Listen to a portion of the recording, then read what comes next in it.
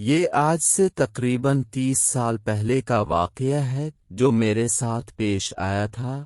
میں اپنی نوکری کے لیے سکھر آیا تھا، یہاں میرے ماموں رہتے تھے، تو کچھ دن میں ان کے گھر ٹھہر گیا کہ جب تک کہیں اور میرا رہنے کا بندوبست نہیں ہو جاتا۔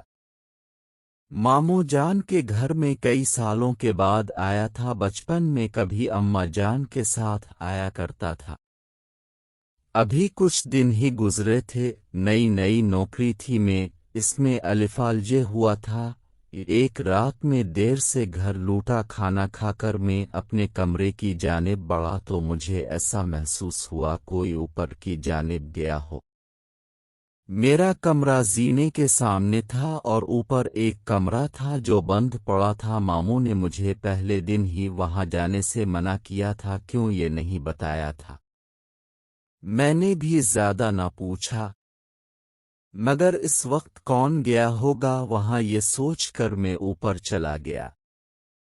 کمرے کے باہر پہنچا تھا کہ اندر سے مجھے کسی کے ہنسنے کی آواز آئی، دل باری طرح دھڑکا، فطری تجسس کے باعث میں نے دروازہ کھولا۔ اندر کوئی بھی نہیں تھا۔ میں نے نظر گھما کر چاروں جانب دیکھا، کمرہ عرصہ بند رہنے کی وجہ سے گرد آلودہ ہو رہا تھا۔ آوازوں کو اپنا وہم جان کر میں پلٹنے ہی لگا تھا کہ میری ممانی نے مجھے پیچھے سے پکارا۔ میں نے چونک کر دیکھا، مجھے حیرت بھی ہوئی کہ وہ کبھی سیڑھیاں نہیں چڑھتی تھی پھر اوپر، مگر انہوں نے کہا کہ مجھے اوپر آتے دیکھا تو میرے پیچھے چلی آئے۔ مجھ سے پوچھا تو میں نے بتایا کہ مجھے لگا کوئی یہاں آیا ہے، دیکھنے چلا آیا۔ خیر میں ان کے ساتھ نیچے آنے لگا، ابھی 2-3 سیڑھیاں ہی اتاری ہوں گے کہ مجھے محسوس ہوا کہ کوئی میرے پیچھے پھر ہنسا ہو، مگر وہاں تو ممانی تھی۔ میں نے ڈرتے ڈرتے اپنی گردن گھمائی اور میرے ہوش الفاڑ گئے۔ میرے پیچھے ممانی کے بجائے ایک جھلسے ہوئے چہرے والی لڑکی کھڑی تھی جس کی آنکھیں سرخ تھیں۔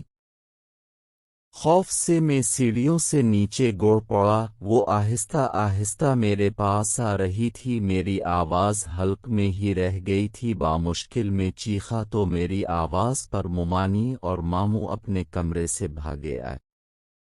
میری حالت بہت غیر ہو چکی تھی، میں نیم بے ہوشی میں تھا، مگر مجھے وہ لڑکی اپنے سامنے محسوس ہو رہی تھی۔ ماموں شاید سمجھ چکے تھے مجھے کیا ہوا ہے، انہوں نے مجھ پر دم کیا اور اپنے کمرے میں لے گئے۔